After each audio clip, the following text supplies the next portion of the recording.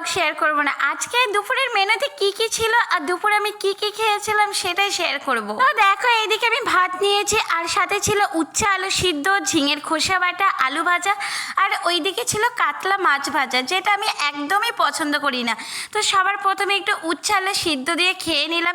উচ্ছে আলু সিদ্ধটা পেঁয়াজ ভাজা আর লঙ্কা ভাজা দিয়ে মেখেছিলাম, দারুণ লাগছিল খেতে, একটুকু তেঁতু লাগছিল না। তারপরে খোসা বাটা দিয়ে খেয়ে নিলাম।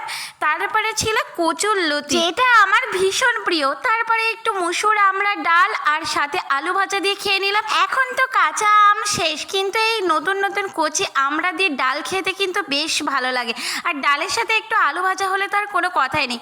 আর এইদিকে ছিল কাতলা মাছের কালিয়া, যেটা আমি খাই না, তাই আমি কাতলা মাছটা বাদ দিয়ে আমার পছন্দের রান্নাটা নিয়ে নিলাম। এইদিকে ছিল ডিম আলুর ঝোল, যেটা আমার খুবই পছন্দের। তাহলে চলো খেয়ে নিই। যারা এখনো চ্যানেলটাকে সাবস্ক্রাইব করেনি প্লিজ সাবস্ক্রাইব করে দিয়ে চলো টাটা, দেখা হচ্ছে খুশি করে নেক্সট।